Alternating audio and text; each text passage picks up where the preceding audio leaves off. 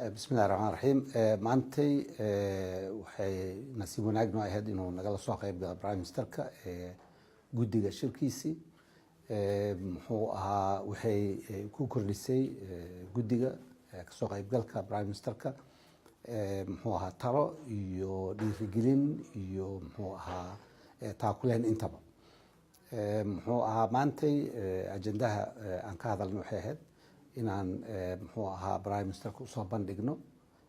sidaan isku qaabeynay iyo muxuu ahaa meesha aan wax ku wadno sidoo kale waxaan looga hadlay meeshii guddiga howlihiisa ay ka geli lahayd muxuu ahaa tubaha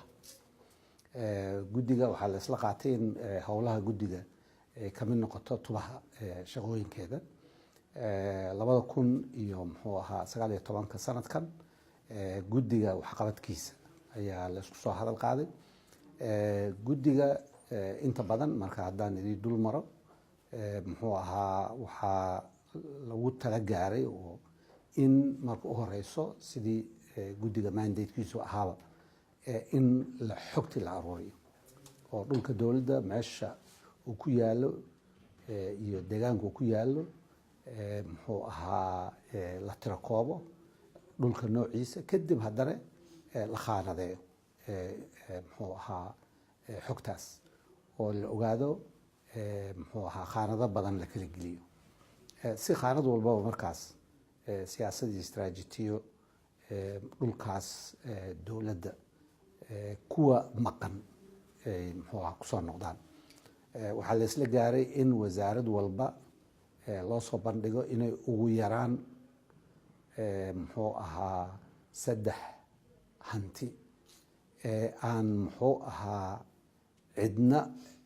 haysan inay gacanta kusoo celiyaan iyo ugu yaraan 2 la haysto inay soo celiyaan kana shaqaysiiyaan marka arrimahaas waxaan kusoo bandhigi doonaa shirarka soo socda ee golaha wasiirada sida wareegtada prime ministerka baa ka arkaysay waa wadanka oo dhan markaan leenahayna gobolada waqooyi way ku jiraan hantida wadanka meel kasto ay ku taalo ayaan anaga mas-uulkana kama nihin keliya xamar dowladuna xamar keliya kama shaqayso marka waa wadanka oo idil warkaa hore noo soo gaaray waa war iska maran habaabina oo la rabay in yani mataqaanaa inta badan dadka hantida haysta ayaa suuqa geliyay xaar keliya laga rabaa iyo wax noocaas